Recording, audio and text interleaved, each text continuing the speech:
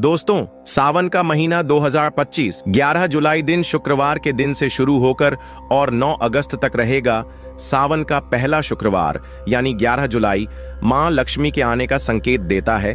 कई शुभ वर्षों के बाद आकर के ऐसा विशेष और दुर्लभ महासंयोग है 11 जुलाई 2025 का सावन, जो कि 11 जुलाई को सावन शुरू हो रहे हैं और इधर 11 जुलाई के दिन ही सावन शुक्रवार का दिन पड़ेगा।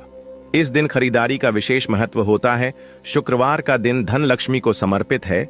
मेकअप आदि खरीदने का, वस्त्र आदि खरीदने का तथा वाहन खरीदने का शुभ मुहूर्त खासकर सावन में शुक्रवार पढ़ना अत्यंत विशेष कार्य माना गया है। दोस्तों, इस बार 4 सावन सोमवार पड़े हैं। पहला सोमवार व्रत 14 जुलाई के दिन मनाया जाएगा और दूसरा सोमवार व्रत 21 जुलाई को पड़ेगा और तीसरा सोमवार का व्रत 28 जुलाई के दिन मनाया जाएगा। ऐसे में चौथा जो अंतिम व्रत मनाया जाएगा उसकी तारीख है 4 अगस्त और समाप्ति 9 अगस्त को होगी। इसी दिन बहन अपनी भाई की कलाइयों पर रक्षा सूत्र यानी राखी बांधेंगी। दोस्तों, आज की इस वीडियो में हम आपको सावन मास में सुहागिन महिलाओं को क्या वो ऐसे कार्य हैं जो जरूर करने चाहिए, ये जानकारी आज हम आपको शेयर करने वाले हैं। सावन का महीना सुहागिनों तथा कुंवारी कन्याओं के लिए ही शुभ माना जाता है। सुहागिनों की पैर की एड़ी से लेकर और सर तक के भाग को सावन में अहम भूमिका माना जाता है, पवित्र माना जाता है। सुहागिनों का झूला झूलना, वर्षा आदि में स्नान करना सर्वश्रेष्ठ माना जाता है। दोस्तों, सावन का महीना बहुत ही पवित्र महीना होता है। सावन का पवित्र महीना भगवान भोलेनाथ और माता पार्वती का मास होता है।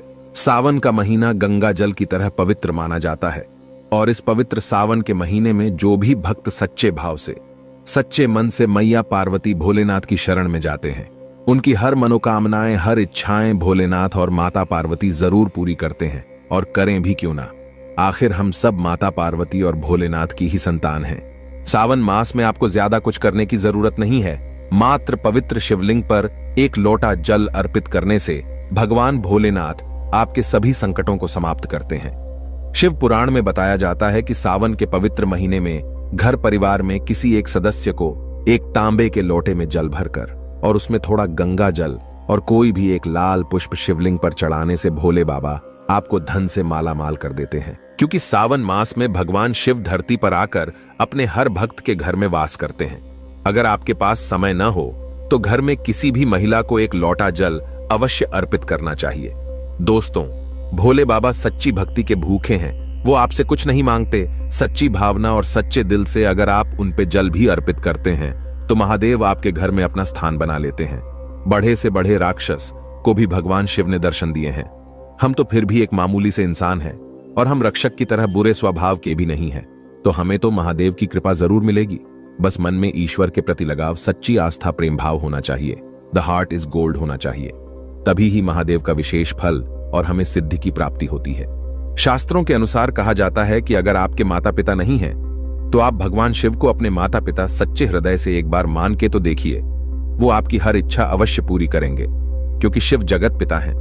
एक बार आप सच्चे हृदय से पुकार कर तो देखिए, शिव दौड़े चले आएंगे। दोस्तों, अगर आप शिव से प्यार करते हैं तो सच्चे हृदय से कमेंट बॉक्स में लिखे ओम नमः शिवाय भगवान शिव के लिए 1 लाइक तो बनता है और हमारे चैनल को सब्सक्राइब करके बेल आइकन जरूर दबाइएगा। दोस्तों, सुहागिन महिलाओं के लिए सावन का महीना बहुत ही ज्यादा बेहतर और पवित्र खास होता है। और जैसा कि हम सभी जानते हैं कि सावन सोमवार व्रत जितना महत्व रखता है, उतना ही माता पार्वती के निमित्त माता मंगला गौरी का व्रत हम सावन मास में करते हैं, उन्हें प्रसन्न करने के लिए। अपने जीवन में हमेशा सौभाग्य बना रहे, ऐसी कामना से सुहागिन महिलाएं मंगला गौरी का व्रत सावन मास में जरूर करती है।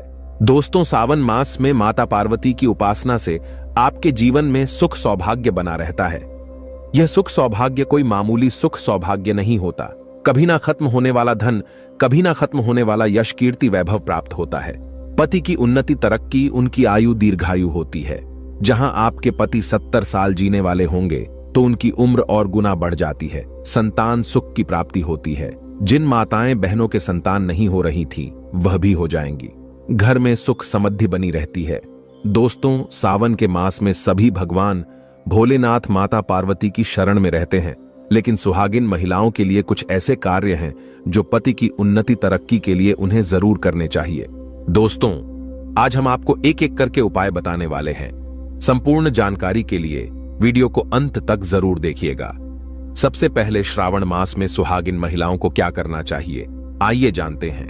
दोस्तों, सावन मास में भोलेनाथ की पूजा आराधना के साथ साथ माता पार्वती की पूजा आपको हर रोज करनी चाहिए। वो भी पूरे सावन मास आप करें, आप कोई व्रत करें या ना करें, लेकिन हर रोज माता पार्वती को अगर सावन मास में आप सिंदूर और एक लाल फूल भी अगर आप अर्पित कर देते हैं तो आपके सुहाग की माता हमेशा रक्षा करती है। किसी भी प्रकार की अगर पति को स्वास्थ्य संबंधी समस्या है तो आपको यह कार्य तो जरूर ही करना चाहिए। माता पार्वती कभी अपने भक्त को निराश नहीं करती। दोस्तों, माता को एक लाल फूल अर्पित करें। रोजाना गुड़हल का फूल हो तो बहुत ही अच्छा रहेगा, और लाल सिंदूर रोज माता को अर्पित करें और फिर अपनी मांग में भी जरूर भरें। ये कार्य आपको करना ही करना चाहिए और ये उपाय सभी के लिए है। दोस्तों, अब जानते हैं दूसरा कार्य सावन के महीने में आपको और हर सभी सुहागिन महिला को ये जरूर करना चाहिए। देखिए दोस्तों, ये सावन मास है, हरियाली का मास है, बारिश का मौसम भी होता है, हर तरफ हरा ही हरा इस समय दिखाई देता है। यानी साफ साफ कहा जाए तो इस मौसम को प्यार का महीना भी कहा जाता है, और ऐसे में हरे रंग का सावन के महीने में बहुत विशेष महत्व होता है। दोस्तों, ऐसे में सावन के मास में सुहागिन महिलाओं को हरी चूड़ियां, हरे कपड़े जरूर पहनने चाहिए। ऐसा करने से आपसे माता पार्वती भोलेनाथ बहुत प्रसन्न होते हैं और उन्हें सदा सौभाग्यवती रहने का आशीर्वाद देते हैं, उनके पति को दीर्घायु रहने का आशीर्वाद देते हैं। दोस्तों, इसीलिए आपको सावन के महीने में हरे रंग का उपयोग जरूर करना चाहिए। चूड़ियों में करें, कपड़ों में करें, पर हरे रंग का इस्तेमाल जरूर करें। ऐसे में आप भगवा रंग भी पहन सकते हैं। लाल, पीला, हरा, गुलाबी तथा लाल रंग बहुत ही शुभ और पवित्र माना जाता है। इससे माता पार्वती अति प्रसन्न होती हैं। लेकिन याद रहे, सावन के पवित्र महीने में काला वस्त्र तथा सफेद रंग का कपड़ा सुहागिन महिलाओं को नहीं पहनना चाहिए। सुहागिन महिलाओं के लिए ये रंग अशुभ माना जाता है। हमारे वेदों के अनुसार जब से हमारी सृष्टि की संरचना हुई है तभी से वधू को शादी में लाल जोड़ा ही पहनाया जाता है। लाल, हरा, गुलाबी, मेहरून, ऑरेंज कलर, यह सब शादी के जोड़े में वधू को पहनाया जाता है। भगवान शिव का जब विवाह हुआ था तब माता पार्वती लाल जोड़े में थी। विष्णु जी का विवाह हुआ, माता लक्ष्मी लाल जोड़े में थी। भगवान गणेश का जब विवाह हुआ तब रिद्धि और सिद्धि लाल जोड़े में ही थी। शास्त्रों से आप अनुमान लगा सकते हैं कि लाल जोड़े का महत्व एक सुहागन के लिए कितना है। इसीलिए सावन के महीने में लाल जोड़ा, लाल वस्त्र, लाल चूड़ी, मांग में लाल सिंदूर, लाल बिंदी लगाना, पैरों में लाल महावर लगाना अति शुभ और मंगलकारी माना गया है, विशेष माना गया है, शुभकारी माना गया है। इससे सावन में 4 चांद लग जाते हैं और देव शक्तियां प्रसन्न रहती हैं। दोस्तों, तीसरा कार्य सावन के महीने में किसी भी सुहागिन महिला का गला खाली नहीं रहना चाहिए। खास तौर पर हर सुहागिन महिलाओं को सावन मास में मंगल सूत्र जरूर धारण करना चाहिए। यदि आपके पास अगर मंगल सूत्र उपलब्ध नहीं है तो आप अपने गले में मोतियों की चैन भी पहन सकते हैं, लेकिन सावन के मास में महिला का गला बिल्कुल भी खाली नहीं होना चाहिए। और अगर मंगल सूत्र है तो आपको मंगल सूत्र ही पहन लेना चाहिए। दोस्तों, खास बात का ध्यान ये रखिए कि मंगल सूत्र कहीं से भी टूटा हुआ ना हो, गला हुआ ना हो। किसी भी प्रकार से अगर मंगल सूत्र में कोई दिक्कत है तो आप उसे फिर से अच्छे से तैयार करवा लें और इसके बाद उसे सावन के महीने में पूरे मास कम से कम आपको जरूर धारण करके रहना चाहिए। जब किसी के पति की मृत्यु हो जाती है तभी ही उसके गले से मंगल सूत्र तोड़ दिया जाता है, उसे मंगल सूत्र से वंचित कर दिया जाता है। यदि आपके पति हैं और आप सावन के महीने में गले में मंगल सूत्र धारण नहीं करते हैं तो माफ कीजिए मोहतरमा, दरअसल आप अपने पति की मृत्यु का शोक मना रहे हैं। ऐसा करने से निकट भविष्य में पति की मृत्यु भी जल्दी हो जाती है। इसीलिए मंगल सूत्र गले में भले ही आप ना पहने पर गले में पति के नाम का काला धागा जरूर डाल लें। दोस्तों, चौथा कार्य सावन के महीने में भूलकर भी किसी भी सुहागिन महिला को काले रंग के कपड़े नहीं पहनने चाहिए। इस बात का ध्यान आपको खास तौर पर रखना चाहिए। सुहागिन महिला का एकदम काले कपड़े पहनना मतलब काल को आमंत्रित करने के बराबर है। इससे भी पति की आयु दीर्घायु नहीं बल्कि मृत्यु को आमंत्रित करने के बराबर माना जाता है। देखिए, हम हर रंग के कपड़े पहनते हैं और पहनने भी चाहिए, इसमें कोई दिक्कत भी नहीं होती। लेकिन सावन के मास में आप काले रंग के कपड़े न पहने, आप अन्य किसी भी रंग के कपड़े पहने, लेकिन काले रंग के कपड़े तथा एकदम सफेद कपड़े खासतौर पर सावन मास में दूरी बना लें। शादीशुदा महिला के सफेद कपड़े पहनाना भी विधवा होने की निशानी मानी जाती है, विधवा होने का भयंकर रूप माना जाता है। इससे भी पति की आयु कम होती चली जाती है। दोस्तों, पांचवा कार्य सावन के महीने में सभी विवाहित महिलाओं को, सभी सुहागिन महिलाओं को इस बात का ध्यान जरूर रखना चाहिए कि उनकी मांग हमेशा भरी रहे। दोस्तों, सावन के महीने में सुहागिन महिलाओं को अपनी मांग कभी खाली नहीं रखनी चाहिए। जो भी सिंदूर आप लगाते हैं, कोशिश तो ये करनी चाहिए कि जो आपके सुहाग का सिंदूरी का सिंदूर है, सावन मास में आप थोड़ा वो भी लगाएं। अगर आप वो पीला सिंदूर नहीं लगा सकते हैं तो आप कोई भी लाल सिंदूर अवश्य लगाएं। अगर आप ऑफिस जाते हैं तो ऐसे में जो भी सिंदूर आप लगाते हैं वो जरूर लगाएं। सावन मास में अपनी मांग कभी खाली ना रखें, ऐसा करना अशुभ होता है, तो आप इस बात का भी जरूर ख्याल रखिएगा। अगर आपने अपने पति के नाम का सिंदूर खरीदा है या आपकी शादी का सिंदूर है तो बहुत ही शुभ माना जाता है। उसे संभाल कर रखें, सदैव रखें। शास्त्रों के अनुसार माना जाता है कि पति के नाम का सिंदूर बड़ा ही महत्व रखता है, खूबसूरत होता है, 7 फेरों के साथ बंधा होता है, जो आपके अटूट रिश्ते को दर्शाता है। इस सिंदूर को कभी बांटना नहीं चाहिए, नहीं तो पति का प्यार भी बढ़ जाता है और निकट भविष्य में आपके पति की मृत्यु भी जल्दी उम्र में हो जाती है। ऐसे सिंदूर बांटे नहीं, बल्कि खुद अपनी मांग में भरें, पति का नाम लेकर भरें। यदि सिंदूर की डिब्बी में सिंदूर खत्म हो जाए तो खत्म होने से पहले ही सिंदूर भर लेना चाहिए। सिंदूर भरा होने से धन की देवी माता लक्ष्मी आपके घर में अस्थायी निवास बनाए रखती है। उस घर में धन की कोई कमी नहीं होती।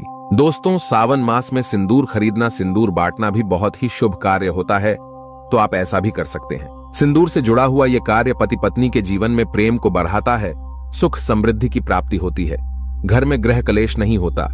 दोस्तों, छठी बात, सावन के महीने में सुहागिन महिलाओं के लिए वैसे तो 16 श्रृंगार बहुत ज्यादा शुभकारी होता है, जो कि करना भी चाहिए हर महिला को खास मौकों पर। लेकिन अगर पूरे मास में नहीं कर सकते हैं तो ऐसे में सावन के महीने में, जैसे हमने आपको बताया, मंगलसूत्र, सिंदूर, इनका ध्यान रखे और वस्त्रों के रंग का भी ध्यान रखे। जो भी आप कपड़े पहनते हैं तो काले रंग के न पहने, उसी प्रकार से आप अपने पैरों में बिछिया और पायल आपको सावन मास में जरूर पहननी चाहिए। दोस्तों देखिए, घरों में जब महिलाएं पायल पहनती हैं तो बहुत ही शुभता आती है। पायल में जो घुंघरू होते हैं उनसे घर में पॉजिटिविटी बढ़ती है और उनकी आवाज से माता लक्ष्मी प्रसन्न होती है, माता पार्वती प्रसन्न होती है और स्वयं आपके घर पधारती है, आपके पति को आशीर्वाद देती हैं। तो ऐसे में सावन मास में आपको जरूर करना चाहिए। आपके ऐसा करने से धन धान्य की कमी नहीं होती, तो ऐसे में खासकर अपने पैरों में बिछुआ और पायल जरूर पहनकर रखे, नहीं तो सावन का पवित्र महीना अधूरा माना जाएगा। सावन में श्रृंगार करना सुहागिनों की बड़ी अहम भूमिका रही है। दोस्तों, 7वां कार्य सावन के महीने में सुहाग, जैसे कि हमने बताया कि सुहाग की सामग्री को खरीदना बहुत ही शुभ कार्य होता है। आप अपने लिए जितना हो सके सुहाग की सामग्री खरीदें और हो सके तो सावन के पवित्र महीने में सुहाग की सामग्री दान अवश्य करें। आप चाहें तो रिश्तेदारों में बांटे, पड़ोसियों को बांटे तथा अपने परिवार में बांटे। बढ़े से बढ़ा अमीर व्यक्ति भी सावन के महीने में सुहाग की सामग्री बांटते हैं। बड़ा शुभ लाभ प्राप्त होता है। इससे घर की प्रगति होती है, उन्नति होती है, पति की आयु बढ़ती है, पति पत्नी का रिश्ता अमर हो जाता है, प्रेम का असीम सुख प्राप्त होता है। माता पिता भी अपने संतान के सुख के लिए सुहाग की सामग्री दान कर सकते हैं या गिफ्ट के तौर पर दे सकते हैं, पर शर्त यह है कि नई सामग्री, नए नए आभूषण, नए नए श्रृंगार आदि होने चाहिए। इससे भोले बाबा और माता पार्वती अति प्रसन्न होते हैं और देते हैं खुश होकर सुख समृद्धि वैभव का वरदान। अन्य लोगों को सुहाग की सामग्री जैसे सिंदूर, बिंदिया, हरी भरी चूड़ियां, बिछुआ, पायल, इस प्रकार की चीजें आपको ज्यादा से ज्यादा लोगों को दान देनी चाहिए या फिर उपहार में देना चाहिए। लेकिन याद रहे, अपने खुद का मेकअप कभी किसी को दान न करें और न ही किसी को दें। श्रृंगार आप नया ही खरीदे और बांटे। दोस्तों, 8वां सावन के महीने में, मेहंदी सावन के महीने में हर विवाहित महिला को, बल्कि सभी को, और हाथों पर मेहंदी तो कुंवारी कन्याएं भी लगाती हैं। आपको बता दे, हाथों पर मेहंदी किसी भी महिला को जरूर रचवानी चाहिए। ऐसा करना बहुत ही शुभ माना जाता है। माता पार्वती का आशीर्वाद प्राप्त होता है। ऐसी सभी चीजें सुहाग की निशानी होती हैं और सावन के मास में माता पार्वती की पूजा व आराधना के साथ साथ अगर हम इन कार्यों को करते हैं तो इससे माता हम पर प्रसन्न होती है और हमें मनचाहा आशीर्वाद देती हैं। दोस्तों, ऐसे में आपको ये सभी 8 कार्य करने हैं, जो कि बहुत ही छोटे छोटे हैं और बहुत ही सरल और आसानी से आप कर भी सकते हैं।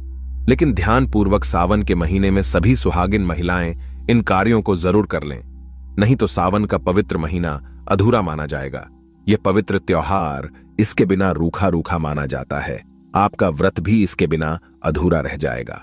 सावन में छोटी छोटी कन्याओं को चूड़ियां भेंट करने से, बिंदी भेंट करने से, पायल भेंट करने से, कंगा भेंट करने से और अपने हाथों से खुद उनकी कलाइयों में चूड़ियां पहनाने से 9 देवी अर्थात ब्रह्मांड की देवी प्रसन्न होती हैं। माता लक्ष्मी, माता काली, माता सरस्वती, तीनों देवियों का भरपूर आशीर्वाद प्राप्त होता है। भगवान भोले बाबा की कृपा बरसती है, माता पार्वती की कृपा बरसती है। लक्ष्मी दोनों हाथों से धन की वर्षा करती है। कन्याओं में साक्षात देवी मां बसती है। तो अगर कृपा पाना है तो सावन में छोटी छोटी कन्याओं को यह चीजें भेंट अवश्य करें। यह मौका हाथों से मत जाने देना। साल में एक ही बार आता है सावन का पवित्र महीना, तो कन्याओं को अवश्य बांटे। ये सभी सामग्री आपका बेड़ा पार लग जाएगा। आपके कई पाप समाप्त हो जाएंगे। कन्याओं को ये सभी सामग्री बांटने से आपके कई तीर्थ यात्रा पूर्ण माने जाते हैं। 100 यज्ञ करने के बराबर, गंगा स्नान करने के बराबर, गौदान करने के बराबर, गाय माता को भोजन करने के बराबर ही माना जाता है। दोस्तों, आपके सभी कष्ट दूर हो जाएंगे। दोस्तों, ऐसे में हम जानते हैं सावन के इस पवित्र महीने में कौन सी गलती नहीं करनी चाहिए जिससे कि शिव नाराज न हो। और सावन व्रत में ये फल तो कभी मत खाना, नहीं तो भगवान भोले बाबा आपसे क्रोधित हो सकते हैं। आपका व्रत टूट सकता है। आइए जानते हैं कुछ ऐसी सावधानियां जिसे भूलकर भी नहीं करना चाहिए। दोस्तों, नंबर 1, शास्त्रों में कहा गया है कि व्रतधारी को उधार मांगकर फल आदि नहीं खाने चाहिए। इससे पाप लगता है और व्रत अधूरा रह जाता है। सोमवार का व्रत हो या कोई भी व्रत क्यों ना हो, पड़ोसियों से मांगकर भी व्रत आदि में फल वगैरह नहीं खाने चाहिए। व्रत में उधार मांगकर खाने से व्यक्ति का व्रत झूठा हो जाता है। ईश्वर की शरण में आने पर व्यक्ति को झूठ नहीं बोलना चाहिए, कर्ज नहीं लेना चाहिए, चुगली आदि नहीं करनी चाहिए, उधार मांगकर भी नहीं खाना चाहिए।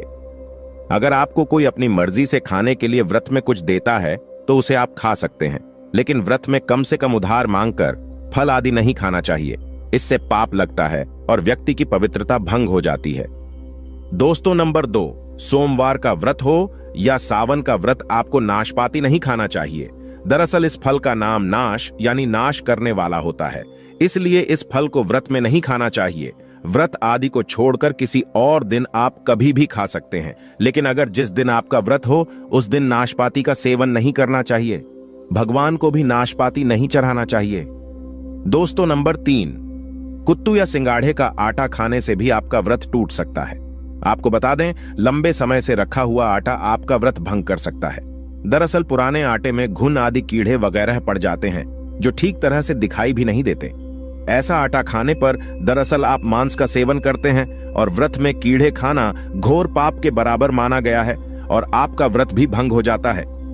व्रत में ताजा आटा खाना चाहिए। लंबे समय से रखे हुए आटे में कीड़े पड़ जाते हैं, ऐसा कभी ना करें। व्रत हमेशा शुद्धता में ही रखना चाहिए। सावन का महीना बड़ा ही पवित्र महीना माना गया है, इसीलिए ये 5 चीजें भगवान शंकर के पास कभी न रखे। तो चलिए जानते हैं। दोस्तों, नंबर 1, जहां रखा हो शिवलिंग या महादेव की कोई भी प्रतिमा तो वहां पर भूलकर भी चप्पल जूते लेकर नहीं जाना चाहिए। जरा सोचिए, जब आपके कमरे में कोई चप्पल लेकर प्रवेश करता है तो आपको कितना क्रोध आता है। इसी कारण महादेव भी आपसे नाराज हो जाते हैं और आपको मिलने वाला फल नष्ट हो जाता है। ऐसे में मंदिर में नंगे पांव ही प्रवेश करना चाहिए, क्योंकि चमड़े की चप्पल हमेशा अशुद्ध रहती है। इससे देव शक्ति नाराज होती है। दोस्तों, नंबर 2, अक्सर महिलाओं को मासिक धर्म आ जाता है और वो बिना किसी को बताए पूजा पाठ कर लेती है, जो कि शास्त्रों में वर्जित माना गया है। इस समय महिलाओं को जानकर भी अनजान नहीं बनना चाहिए। अगर आपको मासिक पीड़ा है तो घर के बने मंदिर में या बाहर बने मंदिर में कभी प्रवेश नहीं करना चाहिए। इससे देव शक्तियां नाराज होकर आपसे क्रोधित हो सकती है। ऐसे समय में शिवलिंग को छूना घोर पाप के बराबर माना गया है। जरा सोचिए, ऐसी अवस्था में जब महिला को बुरा लगता है तो ईश्वर को कितना बुरा लगेगा। इसीलिए महिलाओं को ऐसी अवस्था में मंदिर यात्रा, घर में पूजा पाठ, भगवान की प्रतिमा को छूना या तुलसी में पानी भी नहीं डालना चाहिए। तुलसी का पौधा भी सूख जाता है। जब देव शक्तियां नाराज होती है तो लाजमी है कि घर में कंगाली और गरीबी, लड़ाई झगड़े होने लगते हैं।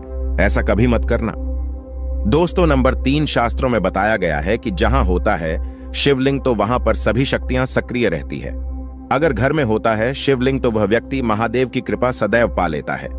वास्तुशास्त्र के अनुसार शिवलिंग से हर वक्त ऊर्जा का संचार होता रहता है, इसीलिए शिवलिंग पर जलधारा हमेशा होनी चाहिए जो ऊर्जा को शांत रखता है। कुछ लोग अपने घर में शिवलिंग तो रख लेते हैं, लेकिन वो 1 हफ्ते के बाद जल चढ़ाते हैं, जो कि बिल्कुल भी अच्छा नहीं माना जाता। अगर आप जल नहीं चढ़ा सकते तो आप अपने घर में शिवलिंग स्थापित कभी ना करें, जो कि गरुड़ पुराण में बताया गया है। इससे उल्टा घर में विनाश होता है। दोस्तों, नंबर 4, शास्त्रों में बताया गया है कि तुलसी और महादेव का बैर माना गया है। इसी कारण तुलसी में शिवलिंग और गणेश की प्रतिमा को नहीं रखा जाता। कई लोग जाने अनजाने में शिवलिंग को तुलसी में रख देते हैं और घर में परेशानियां आना शुरू हो जाती हैं। इससे महाशक्तियां क्रोधित हो जाती हैं। शिवलिंग पर तुलसी भी नहीं चढ़ाना चाहिए। तुलसी में और शिवलिंग में कुछ दूरी होनी चाहिए। दोस्तों, नंबर 5, घर का मंदिर या बाहर का मंदिर। किसी भी मंदिर में ऐसे व्यक्ति को प्रवेश नहीं करना चाहिए जिसने स्त्री प्रसंग अर्थात संभोग किया हो या उसने मांस खाया हो। अगर आप शारीरिक रूप से गंदे हैं तो मंदिर के आसपास भी नहीं जाना चाहिए। घर के बने मंदिर में कोई कपड़ा आदि डाल देना चाहिए। जरा आप ही सोचिए, क्या आप मांस खाकर या स्त्री के साथ शारीरिक संबंध बनाकर भगवान के पास जाएंगे और क्या वो आपसे प्रसन्न होंगे? बिल्कुल भी नहीं। वो आपसे क्रोधित हो सकते हैं और आपसे नाराज हो जाएंगे। शास्त्रों में इसे घोर पाप माना गया है। इससे व्यक्ति नरक में जाता है। ऐसा दुष्ट स्वभाव मनुष्य की बर्बादी का कारण माना गया है। ऐसा न करें। ईश्वर के सामने हमेशा नहा धोकर मन पवित्र लेकर ही जाना चाहिए। इससे सभी शक्तियां आपसे प्रसन्न रहती हैं। दोस्तों, सावन के महीने में महादेव को ऐसे बेलपत्र कभी मत चढ़ाना बहुत ही अशुभ माना जाता है। दोस्तों, पौराणिक मान्यताओं के अनुसार बेलपत्र चढ़ाने से शिव जी का मस्तक शीतल रहता है। बेलपत्र से भगवान शिव की पूजा करने से दरिद्रता दूर होती है और व्यक्ति सौभाग्यशाली बनता है। इससे हनुमान जी भी प्रसन्न होते हैं, क्योंकि वे शिव के ही अवतार हैं और इस बात को शायद ही कोई जानता हो। दोस्तों, पहले आप ये जानें कि बेलपत्र का उपयोग और इसके लाभ कैसे मिलते हैं। दोस्तों, नंबर 1, तीनों लोकों में जितने तीर्थ स्थल प्रसिद्ध हैं वे सभी तीर्थ स्थल बेलपत्र के मूल भाग में स्थित माने जाते हैं। इस बात को शायद ही कोई जानता हो। दोस्तों, नंबर 2, यदि बेल का वृक्ष घर के बीचों बीच या पूर्व दिशा में लगा हो तो घर में धन धान्य की कोई भी कमी नहीं रहती और परिजन खुशहाल रहते हैं। दोस्तों, नंबर 3, जो व्यक्ति बेल के वृक्ष के मूल भाग की गंध, पुष्प आदि से पूजा अर्चना करता है उसे मृत्यु के पश्चात शिवलोक की प्राप्ति होती है। दोस्तों, अब जानते हैं बेलपत्र से जुड़ी कुछ खास बातें। चतुर्थी, अष्टमी, नवमी, चतुर्दशी और अमावस्या तिथियों को संक्रांति के समय और सोमवार को बेलपत्र नहीं तोड़ना चाहिए। पूजा से 1 दिन पूर्व ही बेलपत्र तोड़कर रख लें। दोस्तों, आपको बता दें, बेलपत्र कभी अशुद्ध नहीं होते। यदि आपको पूजा के लिए नया बेलपत्र नहीं मिल रहे हैं तो आप किसी दूसरे के चढ़ाए हुए बेलपत्र को स्वच्छ जल से धोकर भगवान शिव को अर्पित कर सकते हैं। दोस्तों, बेलपत्र में 3 पत्तियां होनी चाहिए। कटी फटी पत्तियों का बेलपत्र भगवान शिव को अर्पित गलती से भी मत करना। कटी फटी पत्तियों को अर्पित करने से शिव का अपमान माना जाता है और बेलपत्र का भी। इसलिए बेलपत्र की पत्तियां एकदम साफ होनी चाहिए। दोस्तों, सावन के इस पवित्र महीने में अगर जिस व्यक्ति को 5 संकेत मिल जाए तो इससे यह पता चलता है कि महादेव आपकी भक्ति से बहुत प्रसन्न है और आपको धनी होने से कोई भी नहीं रोक सकता। तो चलिए जानते हैं। दोस्तों, नंबर 1, बैल का दरवाजे पर आना। नंदी महाराज भगवान भोलेनाथ के वाहन है। नंदी को भगवान शिव का द्वारपाल भी कहा गया है। नंदी महाराज को बुद्धि और ज्ञान का प्रतीक माना गया है। शिव के मंदिर के बाहर हमेशा नंदी महाराज विराजित रहते हैं। लेकिन अगर सावन के इस पवित्र महीने में अचानक से नंदी महाराज आपके दरवाजे पर आ जाए और घर की चौखट को सींग मारने लगे, तब आपको समझ लेना चाहिए कि भगवान शिव आपके घर में आने वाले हैं, जो कि ये एक उनके आने का संकेत है। भगवान शिव आपकी भक्ति से बहुत प्रसन्न है और आपके घर में खुशियां आने वाली है। आपको धनी होने से कोई नहीं रोक सकता। लेकिन याद रहे, नंदी महाराज को तिलक लगाकर मीठा भोग जरूर खिलाएं। दोस्तों, नंबर 2, सावन के पवित्र महीने में अचानक से आपके सपनों में अगर शिवलिंग दिखाई दे जाए, अर्थात भगवान शिव दिखाई दे जाए, तो इसे आपको ये समझना चाहिए कि अब आपके जीवन से परेशानियों का अंत जल्दी हो जाएगा। भगवान शिव आपकी सच्ची आराधना भक्ति से बहुत खुश है और वो आपके घर में आने वाले हैं। ऐसे में याद रहे, शिव की भक्ति में कोई भी कमी नहीं आनी चाहिए। घर को गंदा मत रखना, क्योंकि आपके घर में भगवान शिव आने वाले हैं। दोस्तों, नंबर 3, शास्त्रों के अनुसार माना गया है कि नीलकंठ भगवान शिव का प्रतीक है। अगर आपके घर में सावन के महीने में नीलकंठ छत पर आकर बैठ जाए तो उसे भूल कर भी मत भगाना, क्योंकि यह भगवान शिव का प्रतीक माना गया है। ऐसे में आपको खुश होना चाहिए, क्योंकि भगवान शिव आपकी भक्ति से बहुत खुश है। शास्त्रों में बताया गया है कि नीलकंठ अगर मनुष्य के घर पर आकर बैठ जाए तो साक्षात घर में महाशिव के आने के संकेत माने गए हैं। अब आपके बुरे दिन जाने वाले हैं। कहते हैं श्री राम ने इस पक्षी के दर्शन करने के बाद ही रावण पर विजय प्राप्त की थी। दोस्तों, नंबर 4, सावन के पवित्र महीने में अचानक से घर में काला सांप निकल आए तो बहुत ही शुभ माना गया है। इसे बिल्कुल भी न मारे, ये भगवान शिव के आने का संकेत है। जिनकी भक्ति से महादेव प्रसन्न होते हैं, तब महादेव किसी खास अवसर पर ही अपने दर्शन देते हैं। सावन का महीना बहुत ही पवित्र महीना माना गया है। यही वो महीना है जिसमें भगवान शिव धरती पर आते हैं और उसी घर में अपना वास बना लेते हैं जो सच्चा भक्त होता हो। सपनों में किसी मंदिर में नाग नागिन का जोड़ा देखना बहुत ही शुभ माना गया है। ये घर में शिव के आने के संकेत हैं। अब आपको खुश होने की जरूरत है। दोस्तों, नंबर 5, सावन के शुभ अवसर पर सोमवार के दिन डमरू की आवाज, घंटियों की आवाज सुनाई दे जाए तो यह अत्यंत शुभ माना गया है। इसका अर्थ यह है कि भगवान भोलेनाथ आपसे प्रसन्न हैं और जल्दी आपके घर और जीवन में प्रवेश करने वाले हैं, जिससे आपका आर्थिक संकट दूर होकर जीवन में सुख समृद्धि आने वाली है। महादेव आपसे बहुत खुश है। दोस्तों, अब जानते हैं सावन के पवित्र समय में मंदिर में घंटी क्यों बजाई जाती है, घंटा क्यों बजाया जाता है, ताली क्यों बजाई जाती है। मंदिर के अंदर कारण क्या है? शंकर के मंदिर में घंटी क्यों बजाई जाती है? शंकर के मंदिर में घंटी को क्यों बजाया जाता है? ताली को बजाना क्यों ना करा जाता है? शिव मंदिर में किस लिए करा जाता है? तो ये पुराण है कि मंदिर के अंदर या घर के अंदर आप गरुड़ घंटी जब जाते हो, घंटी का नाद जब करते हो, तो शिव महापुराण की कथा और लिंग पुराण की कथा, विष्णु पुराण की कथा कहती है। मात्र घंटी का नाद कर देने से जितने भूमि पर तीर्थ है, जितने साधक साधना कर रहे होते हैं, जितने तप कर रहे होते हैं, जितनी पवित्र नारी स्त्री का पालन कर रही होती है, जितने दान हो रहे होते हैं, कुछ समय पर जिस समय तुमने घंटी बजाई है, उस पल वो सारे पुण्य घंटी का नाद करते से तुम्हारे खाते में आ जाते हैं। शंकर जी के मंदिर में जाकर ताली का नाद किया जाता है। ताली शिव मंदिर में क्यों बजाई जाती है? मंदिर में जितने भी बैठे होंगे, जो भजन कर रहे होंगे, जो साधना कर रहे हैं, अभिषेक कर रहा है, पूजन कर रहा है, 3 बार ताली बजाने से उनका सारा का सारा पुण्य हमारे खाते में आ जाता है, खींचा चला आता है। हमारा भाग्य प्रबल हो जाता है, 1 सेकंड में हमारे खाते में आ जाता है और हमें लगता है हम शंकर को रिझा रहे हैं। शंकर को रिझाएं, शिव जरूर देते हैं। घर में गरुड़ घंटी का नाद करना। दोस्तों, इसलिए बच्चों को खेलने के लिए घंटी नहीं दी जाती। गरुड़ घंटी कोई खेलने को नहीं देता। दूसरा सामान दे देंगे, पर गरुड़ घंटी नहीं देंगे। क्यों नहीं देते? क्योंकि गरुड़ घंटी का जब नाद किया जाता है तो सबका पुण्य हमारे खाते में जाता है। कोई साधारण है घंटी बजाना, पूजन के समय, स्मरण के समय पर भजन आदि करना चाहिए।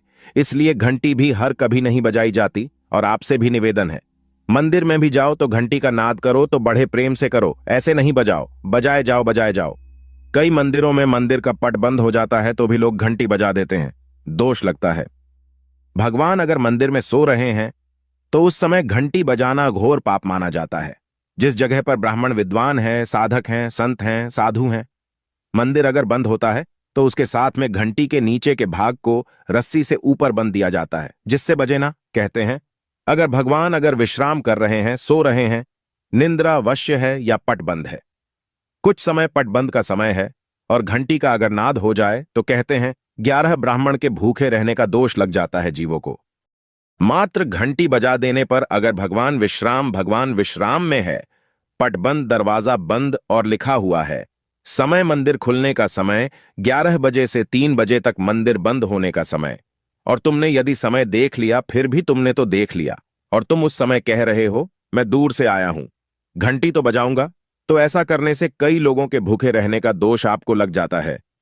घंटी बजाने का सबसे शुभ समय माना जाता है सुबह 4 बजे से लेकर सुबह 11 बजे तक अत्यंत दुर्लभ और मंगलकारी माना जाता है।